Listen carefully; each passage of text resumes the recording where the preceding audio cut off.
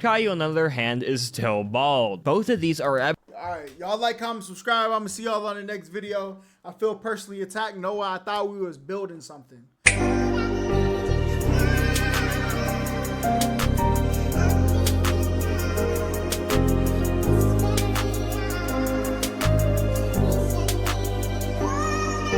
What is good, HollaSquad? We are the latest spot on YouTube platform. Today we are back with another reaction, and we got the Holla puppet, the Caillou puppet theory, bro. If I hear any bald jokes in this video, I promise you, when you go to sleep, do not let your foot hang off the edge of the bed, because I'll be coming for you. Now, we just reacted to an Alex Bell theory the other day where he talked about Cocoa Puffs. Great theory work, okay? Now, I hope this ain't another one of them channels with these hypotheses, okay? I need concrete facts. Before we hop into this, make sure y'all like, comment, subscribe, all that great stuff.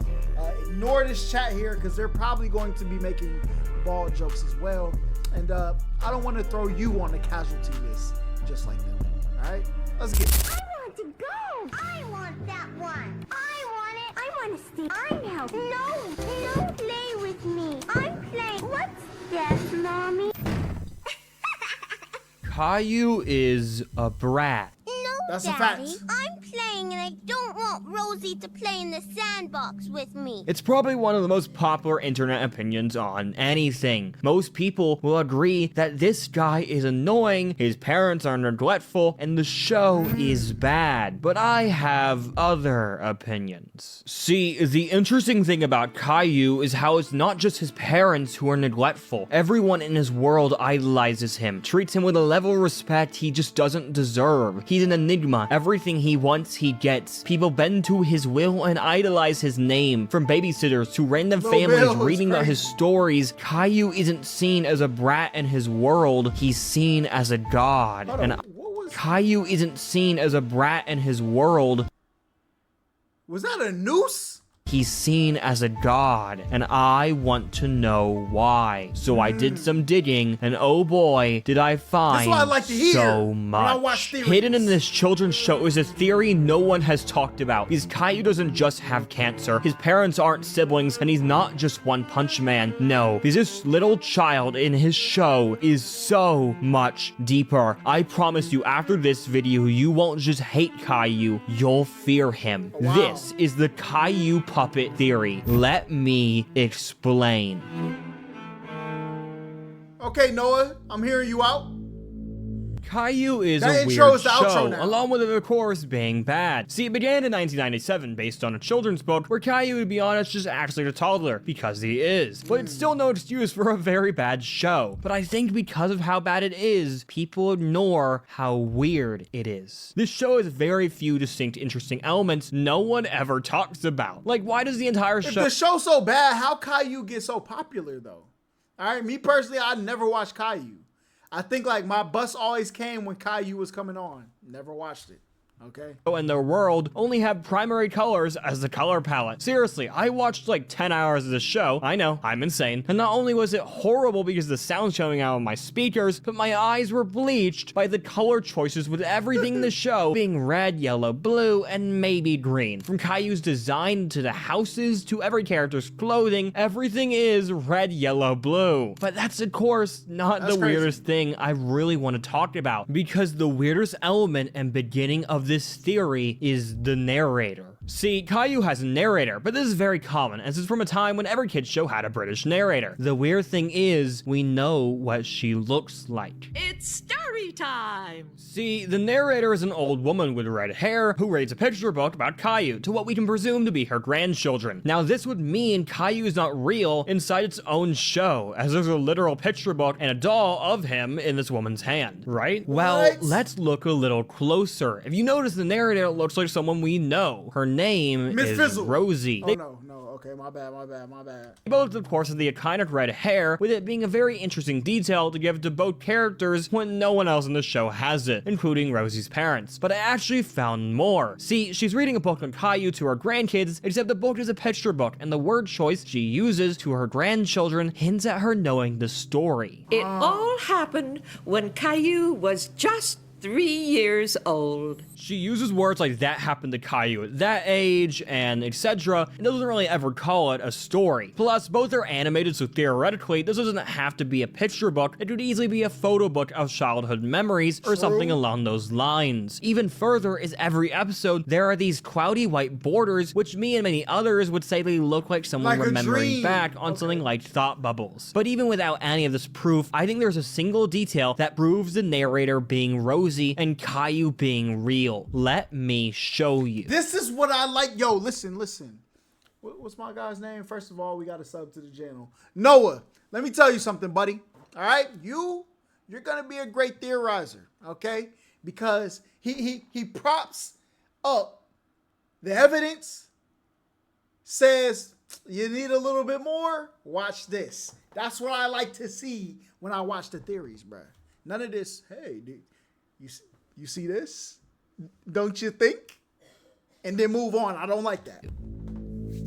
Did you catch it? They both have the same elf doll in the background. It's the same doll. It may have a different art style, but it's the same one. This has to be Rosie telling her brother's stories decades later. But that makes me question one other thing. Why is Caillou being treated the way he is? Why are these honestly horrible life lessons, even if real stories of Rosie's brother, being told to her grandkids? Or why does anyone in the show itself give a pass when he does a really bad thing? That's It's not just his appreciate you pulling parents, it's everyone. His grandpa, his grandma, a random babysitter, his sister, the neighbors, other kids, everyone in his life treats him like he's Jesus Christ when he is literally the Antichrist. It just doesn't make sense. He literally squeezes his sister's cheek so hard it makes her cry because he doesn't like that she exists. And his mom just says, "Play nice, you two." I don't think the baby can play nice. The little boy is comically evil and selfish, and no one bats an eye. His literal theme song is him going, "It's me, I'm Caillou, everything is about me," for a full minute. The child is an enigma of his world, with getting everything he wants, no matter if he screams or cries, he is given everything. Okay. But I think I know why. See, he's not just a random bald kid with bad parents or even in a bad town. He's What does bald got to do with anything? What does it have to do with anything? a bald kid with interdimensional power. Yo, my man's just gonna spam the bald word. Yo, listen, I'm about to start asking for reparations for all my hairline deficient people out there. Okay, we need to be compensated in some form or fashion. Over space and time, who cries because the moisture in his eyes can't bear being close to the eldritch horror that is Caillou. Let me explain. But first, a word from our sponsor, me. Are you feeling overwhelmingly sad? Well, I have the solution. Some may say therapy, meditation, going outside, but I say you don't need any of those things. And you can trust me, I watched Bubble Guppies for the lore. So you may ask, what can solve my sadness? My Patreon. That's right, I have a Patreon page, and oh boy, we'll cure that depression. Are you feeling bored or lonely? Well, not only will you have videos early so you can fill that hole in your heart, but you will get bonus content when I make it. It's a great deal, honestly, and helps me out greatly, but more importantly, it helps you. So go do yourself a favor and subscribe to my Patreon. Bubble Guppies was my childhood. I never watched Bubble Guppies. Caillou is weird, but not in the way you think. See, I went on about how his world treats him and how he gets everything he wants, but more importantly is how his world operates in response to him. It's not just the people who bend to this boy's will, reality does as well. Now, the first interesting element to prove Caillou is supernaturally powerful is his age. The show highlights it with the first episode saying he's 4, along with the intro, which is more interesting because every intro for the full 5 seasons continue to say he's 4. He doesn't age, but maybe it's a Simpsons situation. Except we actually do have proof of time passing. See, the show has 6 Christmas specials, which means at least 6 years have passed, along with the sister, Rosie, starting out as a toddler and ending as an 8-year-old with a full set of red hair. Caillou, on the other hand, is still bald. Both of these are Alright, y'all like, comment, subscribe. I'm gonna see y'all on the next video. I feel personally attacked. Noah, I thought we was building something. Okay? thought we was becoming friends, but I see that just can't happen. So I'm gonna see y'all later. Until next time I see. Okay, we're gonna finish the video. He got one more time though. One more utterance of that word.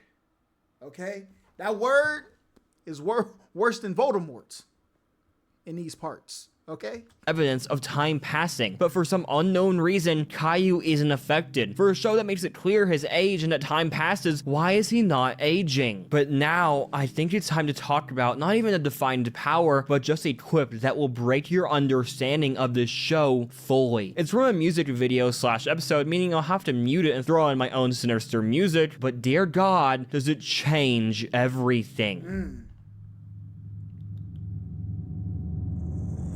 There is a Caillou multiverse, and he has power over it. This episode, which does fall under the horrible era of Caillou that somehow looks even worse, and for some reason the creators decided to throw in a multiverse. I guess it fits the time, but this is insane. The entire video is about Caillou going over all the things he wants to do in life, and how he'll know he'll do them because he crosses into different dimensions, teleporting from one to one, showing himself doing those things, and then absorbing the different Cailloux from those universes into crazy. himself with some weird gold yellow glow. But this somehow isn't even the end of Caillou's reality warping trans-dimensional powers. I've been holding off from showing this specific segment that was a limited run in a random parts of season 2's episodes because honestly, it's some of the craziest things I've ever seen. Here it is.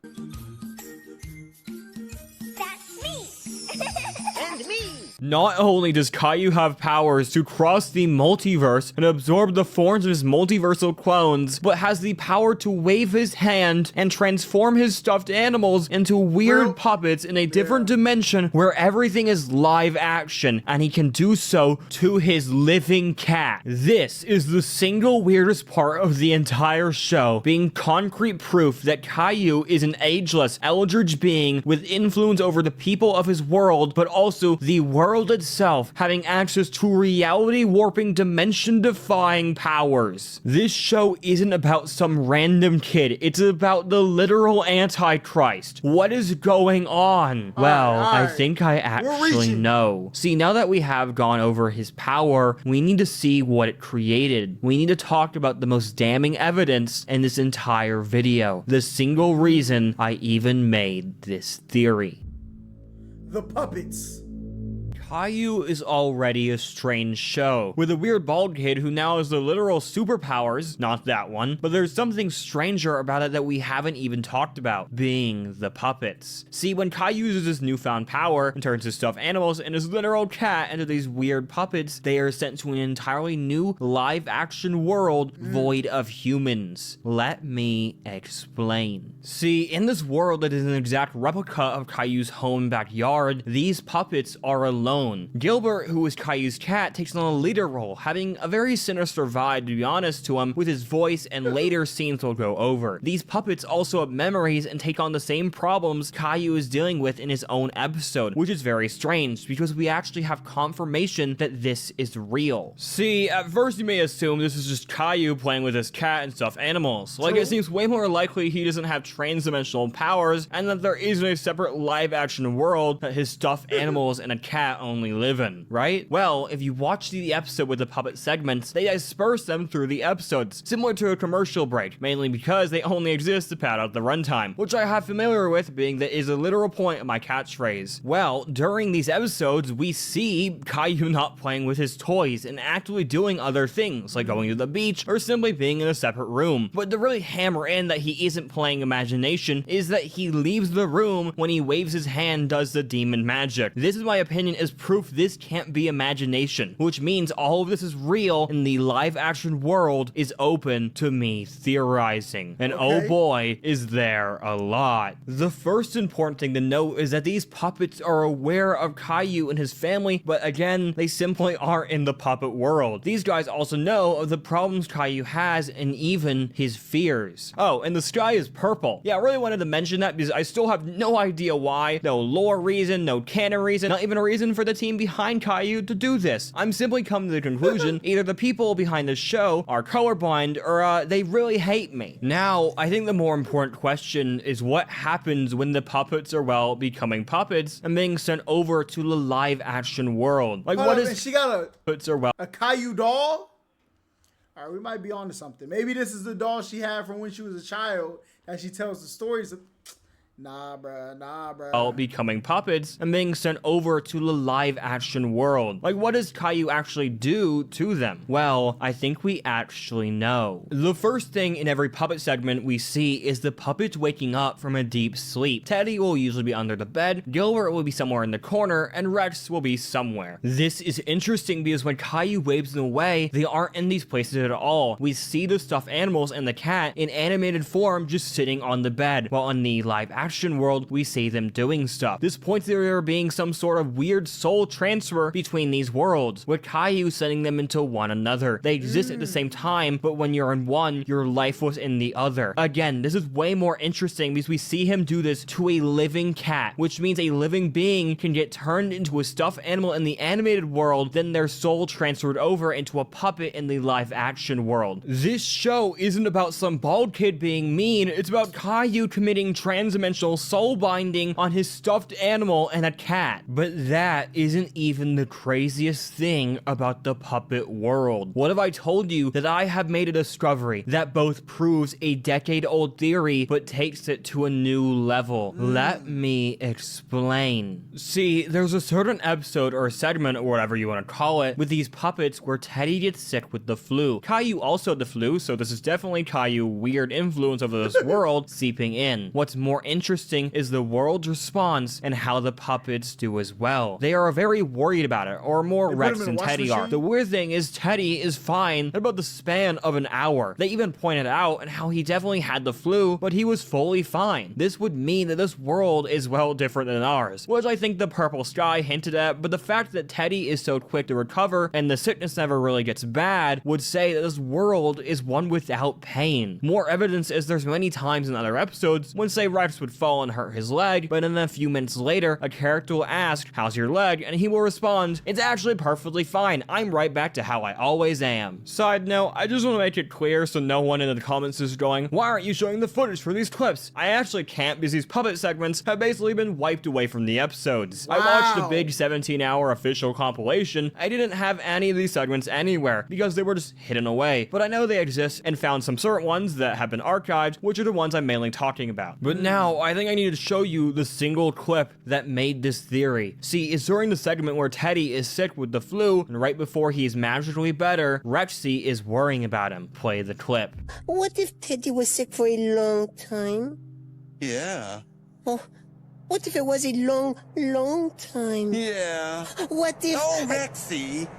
It's just the flu. When I What's that first saw mean? this, I was baffled. Why in any way So is those Rex most worrying about cartoons? Teddy not getting better? Why did Gilbert shut him down so quickly? I do want to know what happens. Plus, Gilbert with his arms wrapped around him and head over his shoulder looks so unnecessarily sinister, like he's trying to quiet him and silence the idea of what happens if Teddy doesn't get better. But the weirdest thing is if this world is real but constructed based on Caillou's thoughts and feelings, to the point I would even say each puppet represents a different side of Caillou, why is it that they're so scared of sickness and of not getting better? Caillou is a little boy. Why does he have such strong feelings or fears of all of this? Why did he create an entire dimension where his fears can't exist? This is a world built off him, a world that exists without pain but fears it to death, which would hint at Caillou himself fearing death. And with what we know, maybe, just maybe, there's a reason. Let me explain.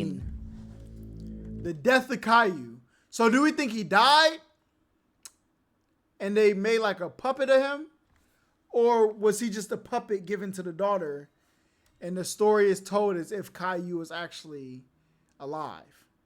I don't know.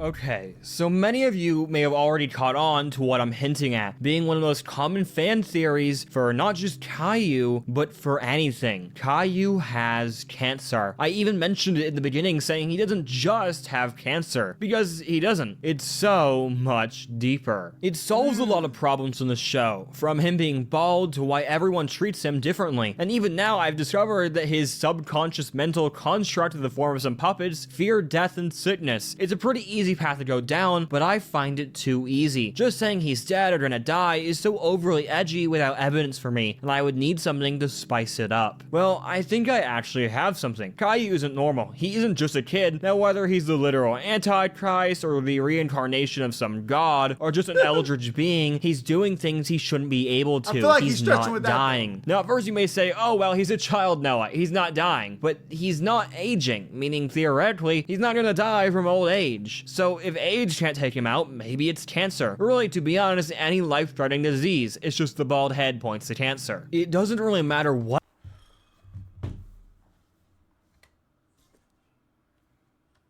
Caillou has that is somehow threatening his life, because what it is, we know he's worried. But I think the more interesting thing is I don't believe it killed him. I think Caillou escaped the disease, not just from recovering, but from something so much deeper. See, there's an entire episode where Caillou is sad about the concept of death, and his dad tries to comfort him. He explains how yes, it happens to everyone, but it matters more what you do with them. Then Caillou looks at Teddy, and what does he do? He asks if Teddy will die. And his father, of course, says no. Even more interesting is that both his cat and Teddy are sitting on one side of him, and his father is on the other. They're representing two sides of him, like a devil and angel on his shoulder, except it's immortality and death. One is his father, who is mortal and ages and will eventually die, and the other is his weird puppet stuffed animals that live in a world without pain or time, one of his own creation, and maybe an eventual home. And I think I know which one he chooses. What if I told you Caillou used his power to transform things into living and non-living things on himself? You wouldn't believe me? Oh, I sound crazy? Yeah, well, I don't believe it. I have need proof. Not only do we know he can do this on living things, being his cat, but he would be going to a world without pain, one where his friends don't age or die, one where the sky is purple for some reason. So maybe, just maybe, he would want to run off into this world where, to be honest, everything is perfect, at least for Caillou. You look at the weird multiverse episode, it has a strong focus on him doing all the things he dreamed of doing, and how he'll grow up to be a doctor, and then be a bus driver, etc. So it really doesn't seem crazy if for some reason, if put in a situation where he couldn't, he would do anything to escape. But you know, it's still pretty crazy. See, I think like maybe the theory, I don't know, man, I think we've gone a little off the deep end,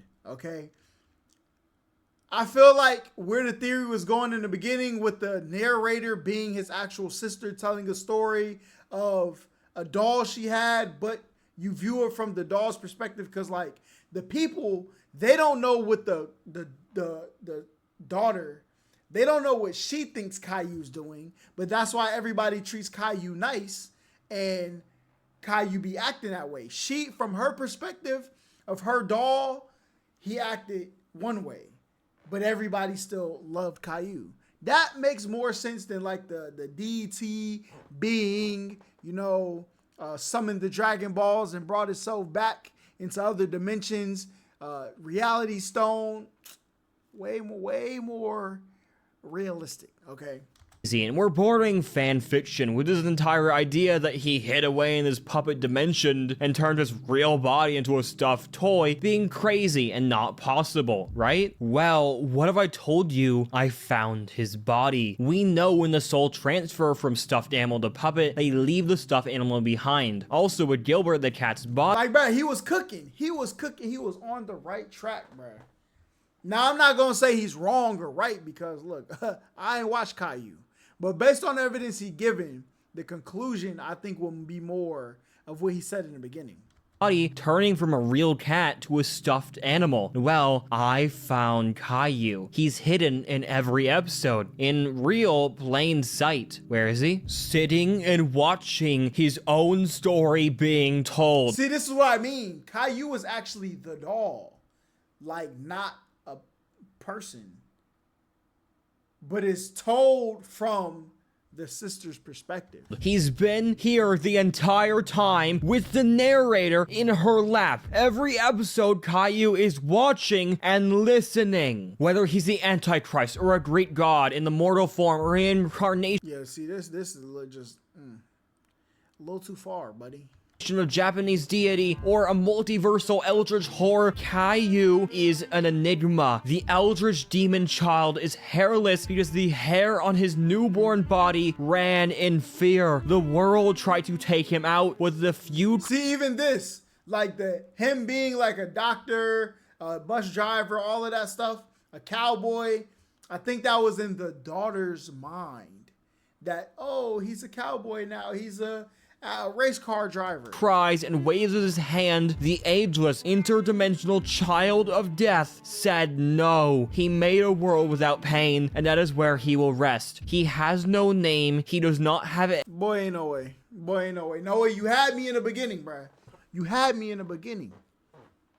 But in the end, there's a reason why Alex Bell reigns supreme, bruh. Bro, listen. If y'all can find me a theory channel that got a banger theory that actually, like, yo, is cooking like Alex, please, bruh, please. I can't wait another 2 months for the next Alex Bell to come out, bruh. I can't do it. Comment down below some theory. I mean, this one was decent. It opened up my eyes a little bit to Caillou.